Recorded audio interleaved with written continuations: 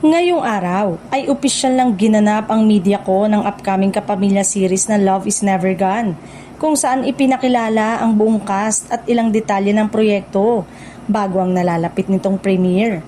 Gaganapin ang exclusive streaming nito sa Prime Video simula May 8. Pangungunahan ng serye sina Joshua Garcia, Ivana Alawi at Jay Noynesa na agad umani ng atensyon ng fans dahil sa bigat ng kanilang pagsasama sa iisang proyekto.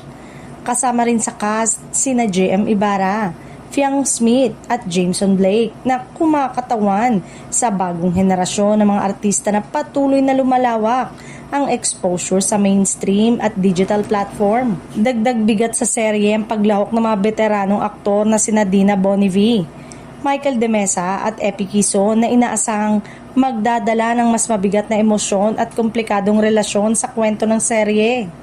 Sa naturang MediaCon na pinangungunahan ng production team ng ABS-CBN, binigyang diin ang layunin ng proyekto na pagsamahin ng veteran at new generation actors upang makapaghatid ng mas mature at makapagbagbag damdaming storytelling tungkol sa pag-ibig, pagkawala at pagbabalik loob. Ayon sa creative direction ng serye, nakasentro ang kwento sa mga karakter na kailangang harapin ng mga desisyong magtatakda ng kanilang relasyon at kinabukasan na may temang mas realistic at emosyonal kumpara sa karaniwang romance drama.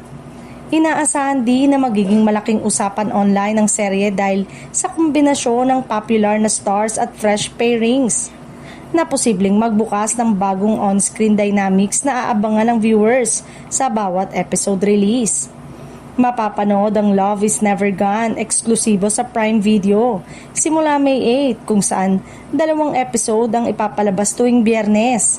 Kaya mas pinaigting ang anticipation ng fans sa bawat linggo ng airing.